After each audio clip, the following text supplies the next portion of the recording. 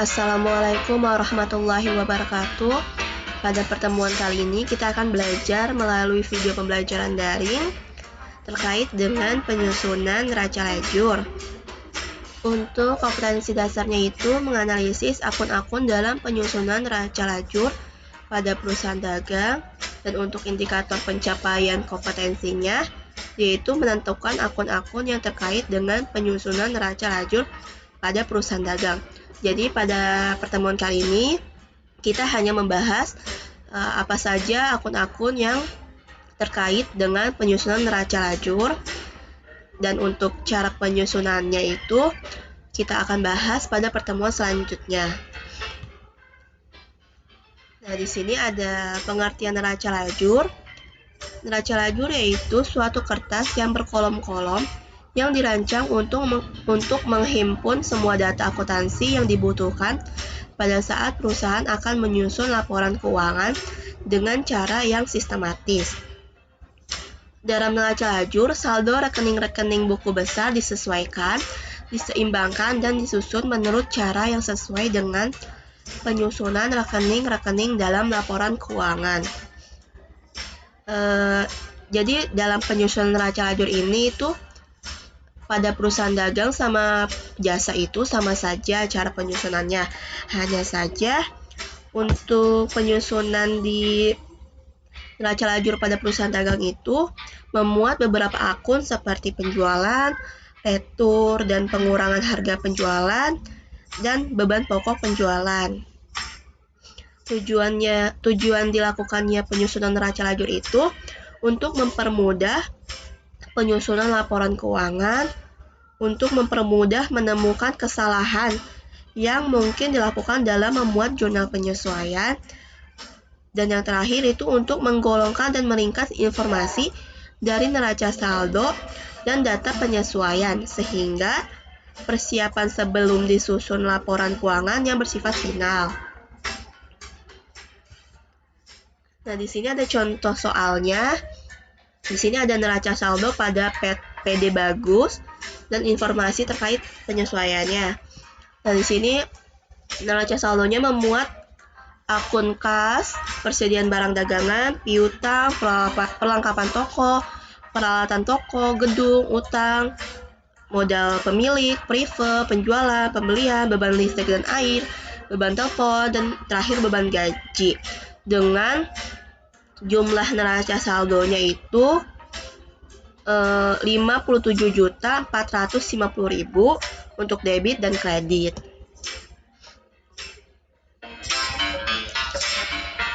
Nah, adapun informasi terkait penyesuaian PD bagus sebagai berikut, yaitu ada gaji yang belum dibayar sebesar 450.000, beban perlengkapan toko yang masih tersisa itu sebesar 2.100.000, lalu penyusutan gedung 5% per tahun dari harga perolehan, lalu penyusutan peralatan toko 5% per tahun, lalu persediaan barang dagang 31 Desember sebesar 13.250.000. Berdasarkan data informasi di atas, dengan menggunakan metode pendekatan laba rugi, maka penyesuaian dan neraca lajurnya dapat disusun sebagai berikut. Nah, di sini ada jurnal penyesuaiannya, formatnya, dan untuk penyusunannya sebagai berikut, yaitu pada tanggal 31 Desember 2019 terdapat beban gaji yang belum dibayar sebesar 450.000. Beban gaji di debit, utang gaji di kredit sebesar 450.000. Lalu terdapat beban perlengkapan. Perlengkapan toko yang masih tersisa terdapat 2.100.000 dari perlengkapan toko sebesar 2.900.000, berarti ada selisihnya 800.000. Nah, di sini ditulis di bagian beban perlengkapan 800.000, untuk perlengkapannya 800.000 di debit dan kredit. Lalu beban penyusunan gedung. Penyusutan gedung 5% dari harga perolehan. Harga perolehannya 15 juta. Berarti 5% dikali 15 juta yaitu sebesar 750.000. Beban penyusutan di debit sebesar 750.000 dan akumulasi penyusutan gedungnya di kredit sebesar 750.000. Lalu terdapat biaya penyusutan peralatan. Penyusutan peralatan toko itu 5% per tahun, berarti 5% dikali 4.500.000, dari hasilnya itu 225.000. Beban biaya penyusutan itu sebesar di debit sebesar 225.000 dan akumulasinya di kredit 225.000. Lalu ada penyesuaian persediaan barang dagang. Nah, nilai persediaan awal itu di neraca saldo itu sebesar 12 juta. Berarti jurnal penyesuaiannya itu ikhtisar laba rugi dan persediaan barang dagang. Ikhtisar laba ruginya di debit sebesar 12 juta dan persediaan barang dagangnya di kredit 12 juta. Lalu di informasi terkait penyesuaian itu terdapat nilai persediaan akhir pada data penyesuaian sebesar 13.250.000. Berarti penyesuaiannya persediaan barang dagang di debit sebesar 13.250.000 dan ikhtisar laba ruginya di kredit sebesar 13.250.000. Dan ini format neraca lajur pada PD Bagus per 31 Desember 2019. Terdapat kolom nomor akun, nama akun, neraca saldo, penyesuaian, neraca saldo setelah disesuaikan, laba rugi, dan neraca. Ada debit kreditnya juga.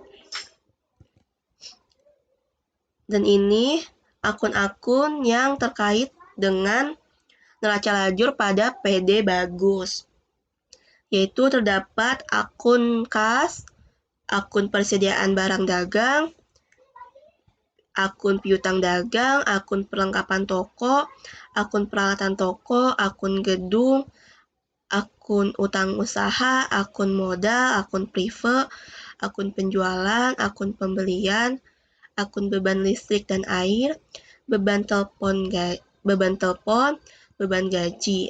Lalu ini dijumlahkan hasilnya berapa untuk neraca saldonya.